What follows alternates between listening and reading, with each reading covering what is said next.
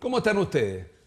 Este fin de semana quiero llevarles una entrevista con una autoridad nueva, pero que se ha mostrado bastante, más que se ha mostrado los hechos del cargo y de las cosas que suceden en su provincia, lo han hecho que se muestre en sus capacidades. Hoy conversamos con el gobernador de Valparaíso, don Omar Jara. Gobernador, ¿cómo está usted?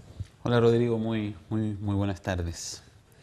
¿Se imaginó alguna vez que usted, cuando era dirigente estudiantil, presidente de federación, que llegara, si usted mirara al otro lado está el gobernador para las marchas, no solo que usted fuera a estar al otro lado, sino la forma rara como que se da la cantidad de cosas una sobre la otra, incendios, qué sé yo, tanta cosa en esta provincia del Paraíso? No, uno cuando asume un cargo, bueno, asume y pueden pasar muchas cosas, pero no me imaginé que en el caso de la provincia de Valparaíso y particularmente en Valparaíso fuera a ocurrir una catástrofe de las magnitudes de la que ha ocurrido, ¿eh? Yo creo que es una cosa que se da muy extraordinariamente, creo, en el tiempo, que pueda haber una catástrofe que involucre, en el caso de Valparaíso, 3.300 viviendas completamente destruida, estamos hablando de 3.300 familias, estamos hablando de 12.000 personas. Yo creo que la gente en general, la gente que nos ve, que está lejos de Valparaíso, inclusive está en Viña, o el el porteño de día, el que vive en Villa Alemana, Limache, Quillota, Quilpué, que va a trabajar, tampoco ha dimensionado el efecto de esta tragedia, que es la tragedia más grande de Valparaíso, esta tragedia más... En su efecto, la historia creo la va a recordar como más fuerte que el terremoto de 1906. Claro, uno revisa la historia y yo tengo la impresión de que van a haber tres grandes hitos de tragedia en el horizonte, digamos. Yo creo que lo de 1906, lo del terremoto del 85, creo que también marca un hito en la destrucción de la ciudad. Pero en este caso en particular, fíjese, el otro día escuchaba a la alcaldesa de Viña del Mar y al director de emergencias de Viña del Mar, que señalaba que en el terremoto del 85 las casas dañadas en ese terremoto, que fue un gran terremoto, si usted se recordará, las casas dañadas fueron alrededor de 2.800.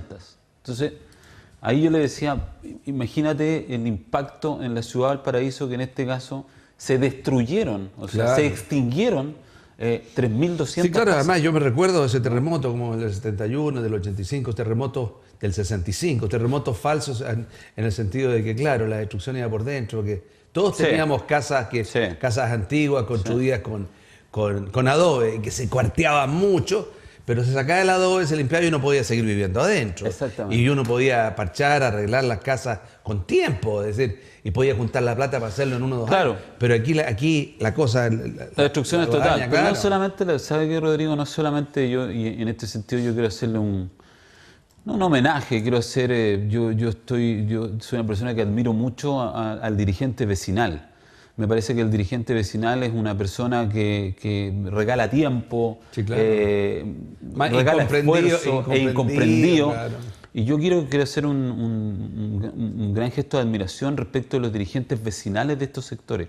Porque aquí no solamente se perdió una estructura física, una casa, se perdió, para mucha gente, se perdió una historia, ¿no? Se fue una historia de años de esfuerzo que estaba ahí, centrada en una vivienda, de recuerdos, de fotografías, en fin, y eso se perdió. La contención que han hecho los dirigentes vecinales de Valparaíso, porque la mayoría son mujeres, dirigentes vecinales de Valparaíso, ha sido extraordinaria. Yo ayer tuve una reunión con un grupo grande de dirigentes vecinales que efectivamente tienen mucha rabia, tienen mucho estrés, quieren respuestas rápidas, porque hay que dar respuestas rápidas en una situación como esta.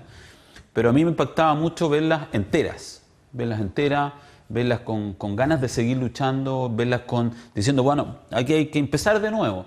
¿Pero quién le pone el cascabel al gato de esto? Bueno, porque hay un cascabel que es muy simple. ¿Cómo se permitió construir en ciertos sectores? Por ejemplo. ¿Cómo se construyó? ¿Cómo en algunos casos dieron títulos de propiedad sobre casetas sanitarias en ciertos sectores que es una cosa incomprensible? Porque hay ahí una responsabilidad del Estado, que ya que lo hizo una vez, debía continuar el Estado apoyando mucho más allá a la gente. Bueno, yo pienso lo siguiente, Rodrigo. Valparaíso ha tenido un crecimiento inorgánico, por poner un concepto, en los últimos 25, 30 años, que es posible apreciarlo. Yo estuve en la municipalidad 2 años y me impresionó mucho de ver cómo la ocupación que hacía la gente de determinados territorios sin luz, sin agua, era impresionante en los sectores altos de la ciudad. Lo peor de todo, y yo creo que usted tiene razón en eso, lo peor de todo es que yo creo que aquí hay 2 grandes pecados. Uno, yo creo que en algún minuto se pecó de populismo, se pecó de alta irresponsabilidad, entregando títulos en sectores que efectivamente no... y se incentivó a partir de eso... La ocupación, pero los parlamentarios, los dirigentes políticos, no quiero decir los alcaldes, qué sé yo, pero hablemos de políticos, ¿ya? Que por conseguir más votos incentivaban a que en un lugar que se pudieran hacer estos asentamientos, estas cosas, y aquí en Viña Valparaíso mucho, y ellos no responden de nada. No, por eso yo le digo, yo creo que esos asentamientos se incentivaron de manera muy irresponsable. Y luego hay una segunda cosa que yo creo que también en Valparaíso nosotros tenemos que tomar algunas medidas, y yo siempre lo asumo con el tema de los rayados, que lo conversamos alguna vez aquí, que es como, yo rayo y no me pasa nada en Valparaíso. No, en Valparaíso hay como una cierta impunidad para algún tipo de acciones que debieran ser de alguna forma sancionadas. Y yo traslado esto mismo al asentamiento humano en los sectores de riesgo. O sea, yo pongo mi casa en la quebrada a 40 metros y no me va a pasar nada, porque la autoridad no es capaz, no tiene instrumentos para venir a decirme, sáqueme de aquí. No solamente eso, sino que yo empiezo a patalear y me traen agua.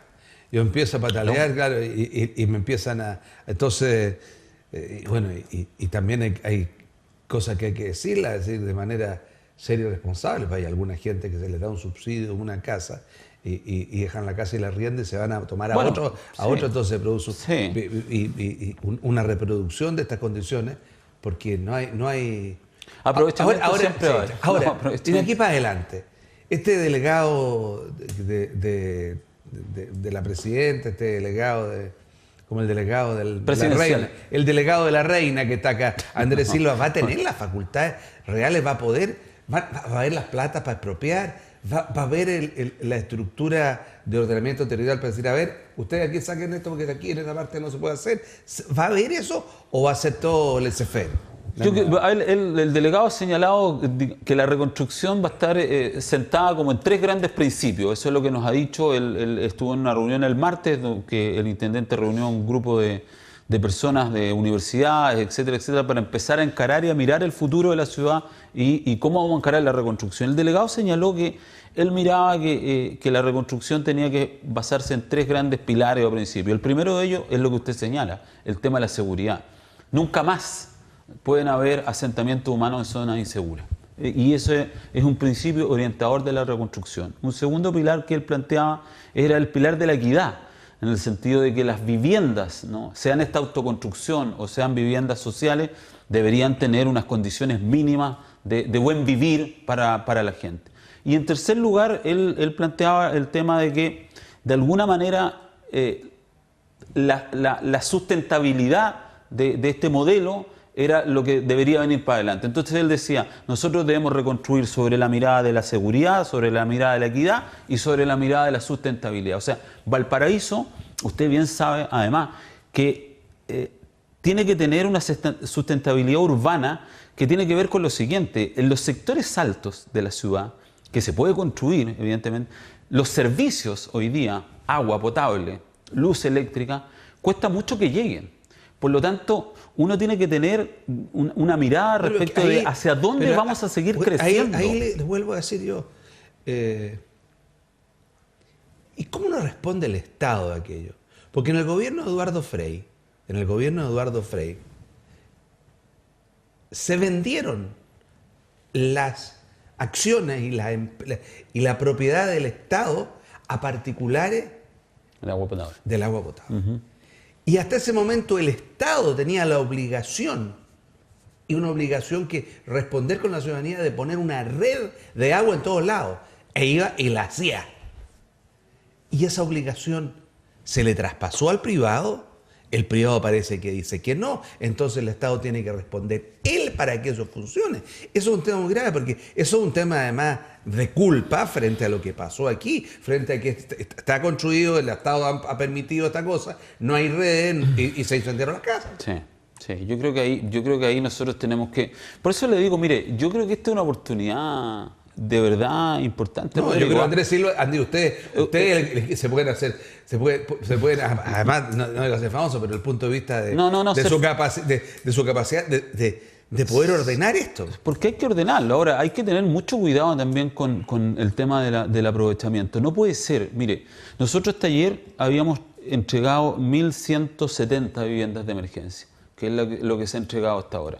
Usted sabe que hay tres subsidios, ¿no?, para ayudar a la gente. Uno de ellos es la vivienda de emergencia, otra es el arriendo y otro es que usted se puede ir a la casa de un familiar y hay un incentivo económico para eso, ¿no?, un aporte económico para cada uno.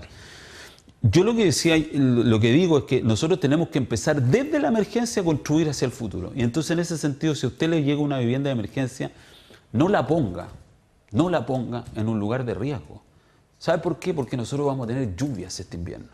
Y lo peor que nos podría pasar es que esa vivienda de emergencia la pusimos en un lugar de riesgo y en la próxima lluvia ese señor, esa señora, esa familia tiene que salir de allí porque la lluvia terminó llevándose la vivienda de emergencia. Claro, se le lleva yo creo que... Imagínese eso lo que significa para esa familia. No, por eso le digo, yo creo que nosotros tenemos una oportunidad, como usted dice, pero también tenemos que actuar muy responsablemente respecto del futuro de la ciudad. Y en ese sentido yo creo que el delegado tiene claro que aquí uno de los temas clave en Valparaíso es el tema de la seguridad, y él ha insistido, no más asentamientos humanos en zonas de riesgo, porque eso nos va a volver a hacer repetir la historia del incendio o del aluvión, cualquiera de las dos. De partida aquí, entre las cosas que tienen que hacer esta comisión o que tienen que proponer, es que sea como sea, el Estado tiene que recuperar su función de la red de agua a nivel de todos lados. O sea, esa red tiene que tener, pues no puede ser que haya lugares donde no puedan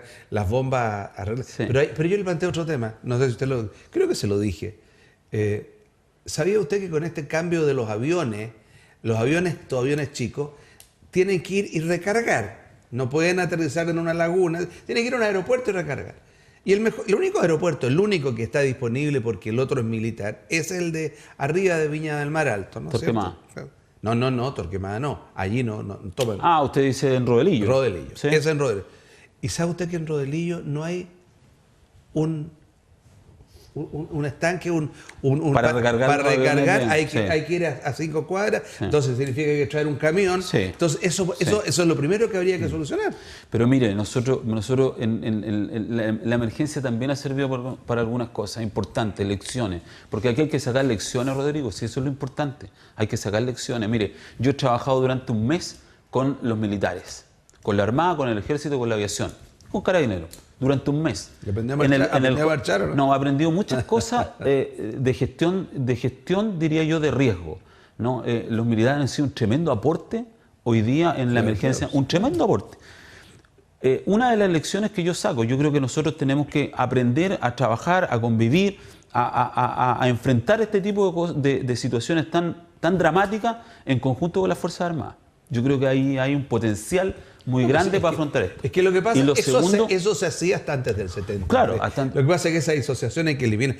Se hacía. Yo me recuerdo haber visto en el terremoto del 60, el 65, haber visto el 71, haber visto, digamos, que salían a la calle de inmediato la gente del Maipo, el Coracero, digamos. Había una... Después se produjo todo lo que se produjo.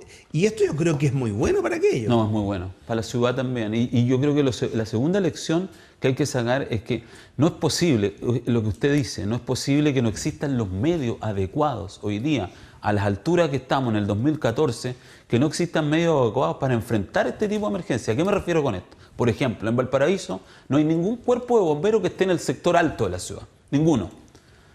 Afortunadamente hay una donación privada. No voy a nombrar la empresa, pero una organización privada muy importante para asentar un cuerpo de bomberos moderno, ¿no?, muy bien equipado en el sector alto de la ciudad. ¿Qué más tenemos? Tenemos que que los grifos, gran tema, el tema de los grifos y la potencia del agua para enfrentar esto de la cota 100 hacia arriba. Y hay una cosa tan simple como, yo fui consejero regional cuando recién partió el cobre y hay un tema de que en esa época se hizo, pero creo que ya no existe. ¿Cuál es que el intendente debería disponer de una parte del Fondo de Desarrollo Regional para enfrentar la emergencia de inmediato, sí, sin tener que ir a pleno en el CORE y pedir, sino eso de inmediato con una comunicación con el presidente de la Comisión de Inversiones, o sea, y de inmediato debería tener herramientas para enfrentar esto. Bueno, yo creo que estamos avanzando hacia allá. El solo hecho del estado de excepción, usted sabe que Valparaíso todavía está en estado de excepción, es zona de catástrofe. Eso nos permite hacer algunos gastos con más rapidez. ¿Y en la noche no hay vida nocturna ahora? No, si hay vida nocturna, porque el almirante... La catástrofe no fue para tanto, entonces. No, lo que estoy diciendo, es que efectivamente hay otros sectores de la ciudad que tienen que seguir viviendo. Y si usted sabe que solo un día que no se permitió la apertura de los locales nocturnos, tuvimos el reclamo efectivamente de todos los empresarios y de los trabajadores que, bueno, trabajan en estos lugares. Por lo tanto, hay que compatibilizar. Lo que sí, el estado de excepción, ¿qué nos permite? Nos permite hacer este tipo de gastos de manera, digamos, más rápida y no pasar por toda la tramitación que hay que pasar en un gasto de carácter público. Pero también yo creo que nos ha permitido, y mire, esto es muy notable, el nivel de delincuencia en el sector afectado por el incendio, no hemos tenido prácticamente ningún problema de delincuencia. Ha bajado notablemente. ¿Por qué ha sucedido esto? Porque tenemos allí la presencia permanente militares armados. De los militares. Sí. Entonces, la gente está muy preocupada, evidentemente, que en algún minuto los militares se van a ir. Entonces, yo creo que esto también nos sirve como lección para que Carabineros, en este caso, tenga una presencia más permanente en los lugares más complicados de la ciudad. Yo creo que nosotros también tenemos ahí, la ciudad de Valparaíso también tiene como este rostro de ser una ciudad con altos niveles delictuales. En el último mes, si aplicamos una encuesta, desde el 12 de abril hasta ahora, yo creo que esos niveles han bajado sustantivamente. Podríamos eventualmente mantener eso, don Rodrigo, mantener niveles bajos de delincuencia. Aprendamos de las lecciones buenas de una catástrofe como la que tuvimos. No sé, la delincuencia es tremenda. Yo lo puedo decir, frente a mi casa me han robado el auto a plena luz del día, otro auto lo han roto el auto de mi hijo, lo mismo, a plena luz del día. Entonces, y uno escucha, qué bueno que esto lo haya, porque sería el colmo que a la gente que está en estos procesos, estas 12.000 personas, en estos procesos de readecuación, además llegaran y encima les robaran lo que están construyendo, o los materiales, etc. Nos deben quedar alrededor de 5 minutos. Gobernador Jara, hay un tema que yo entiendo que hoy día usted estuvo allí con el ministro de Energía, que es el tema de la contaminación de todo el sector del puerto de Quintero, su alrededor. La Bahía de Quintero. Claro, y todo aquello. ¿Cuál es la visión que tiene usted? ¿Cuál es la perspectiva que tiene este nuevo gobierno, toda vez de que en el gobierno anterior de la presidenta Bachelet no hay un buen recuerdo de lo que pasó allí con la planta la planta de Campiche? Mire, estuvo el ministro de Medio Ambiente, que además es porteño, ¿no? Don Pablo Badenier, hoy día reunido con la comunidad, con los alcaldes de Quintero y de Puchuncaví, con los consejos municipales, para escuchar, no solamente para escuchar, sino también para dar a conocer 4 estudios que se hicieron y que estaban en la nebulosa, no se habían transparentado los resultados de estos estudios, y hoy día los ciudadanos pudieron escuchar los resultados de los estudios. La verdad es que usted sabe que esta es una zona saturada, ¿no? Y sabemos, hay 19 empresas. Son 19 empresas que producen contaminación en la bahía de Quintero, y yo diría que tanto Quintero como Puchuncaví llevan muchísimos años sufriendo esta contaminación. El ministro se comprometió con 2 cosas que a mí me parecen muy importantes. Primero, el ministro estuvo 3 horas hoy día en Puchuncaví. Digo esto porque no es normal que un ministro vaya, se junte y trabaje durante 3 horas con la comunidad. Se Por comprometió. suerte no le corté porque no es normal que un ministro trabaje más de 3 horas. No, Con con la comunidad allí, porque son personas ocupadas. Se comprometió la constitución de un consejo participativo con participación de las organizaciones ambientales que estaban ahí, las organizaciones ambientales que tienen mucho arraigo hoy día en este sector, con participación de las empresas, con participación de la comunidad organizada. Y se comprometió a que las medidas que adopte este consejo puedan ser implementadas no más allá de los próximos 6 meses. Eso a mí me parece un avance sustantivo y que tiene que ver con la propuesta que tiene la presidenta Bachelet en este ámbito, en el ámbito medioambiental, en el sentido de subir los estándares, ¿no?, respecto, digamos, de la contaminación. Y por supuesto el que está reflejado en la reforma tributaria, en el sentido de que aquellas empresas que contaminan van a tener que pagar más. Usted sabe, nos queda muy poco tiempo, Sí. pero usted sabe de que hay en este momento más de algún proyecto que está ahí esperando para instalarse en ese sector. ¿Se lo van a aprobar? ¿Se va a permitir la continuación o se va a congelar? ¿Cuál es la visión de este gobierno? Mi visión, en particular, y la del gobierno, aquí hay un sistema, hoy día funciona un sistema ambiental, ¿no?, que está consagrado en la ley y han habido muchos avances. La mayoría de estas 19 empresas que están instaladas ahí no entraron a este sistema de evaluación ambiental, no existía. Hoy existe un sistema de evaluación ambiental, por lo tanto, toda aquella empresa que cumpla con los estándares que están puestos en ese sistema de evaluación tienen derecho a sentarse en aquel lugar en que se propongan. Pero ese sistema, lo importante es que tiene que tener unos estándares altos. Mire, yo creo que la zona de Puchuncaví, Quintero, es efectivamente una zona que está saturada. Yo creo que ahí las empresas debieran tener una política social mucho más, de responsabilidad social mucho más activa, que no la han tenido, solo algunas, muy pocas. Yo diría que el mínimo de estas 19 empresas que están ahí han tenido una política de responsabilidad social.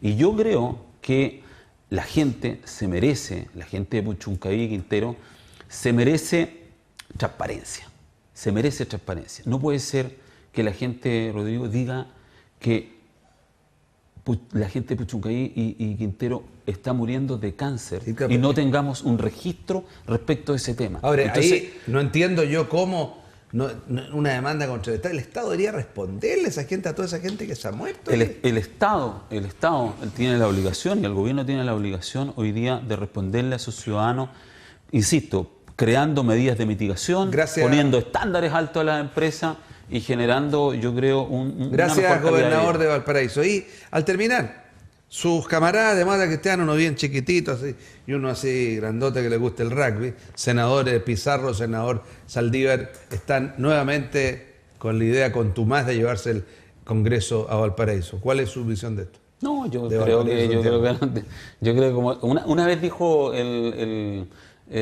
diputado Aldo Cornejo, el Congreso no cabe por el túnel Loprado. Yo creo que no hay ninguna posibilidad del Congreso se vaya acá. Tengo la impresión de que el Congreso está sentado en Valparaíso, es parte de la ciudad, y sería por lo demás un gran gasto hoy día.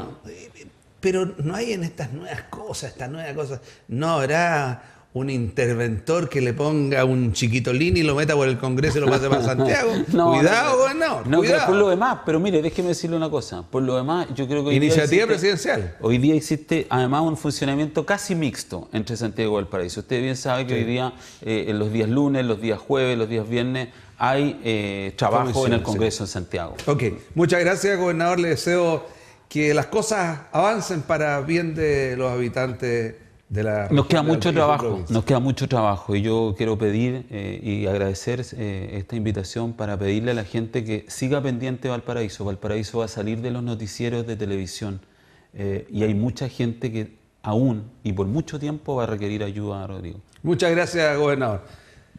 Y usted lo ve, me quedo con esa cosa final. Ya se fue la catástrofe, ya se fue el humo.